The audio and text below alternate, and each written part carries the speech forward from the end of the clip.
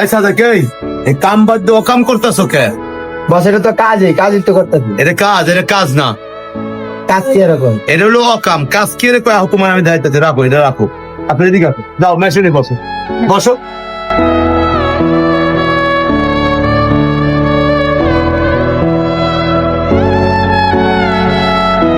এই দেখ, এটাই হলো কাম, দেখছো কাম। আর তুই যেটা করতেছিলি ওইটা হলো অকাম। কাম হলো 5 প্রকার। কয় প্রকার? আসলো না।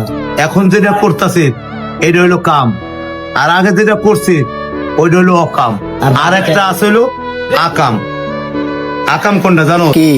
তোর ঘরে বউ আছে, বাচ্চা আছে, তুই আর এক বেটির লগে লাইন মারলি, ওইটা হলো আকাম।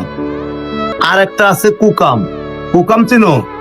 এই যেমন তুই একজনের কথা আরেকজনের কাছে যা কুকথা যেটা বলে আর কি, খারাপ কথা বললি, এটা হলো কুকাম। এরও একটা কাম। এই ধরনের লোক আছে কিছু যারা একজনের কথা আরেকজনের নিয়ে লাগাই দেয়, এটা হলো কুকাম।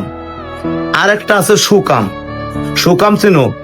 তোর কিছু টাকা পয়সা আছে, তোর বাড়ির পাশের লোক অসুস্থ, ওষুধ কিনতে পারতেছে না, মেডিকেলে যায় ডাক্তার দেখাইতে পারতেছে না, তুই তারে কিছু টাকা দিলি ডাক্তার দেখানোর জন্য বা ওষুধ কেনার জন্য, ওইটা হলো সুকাম।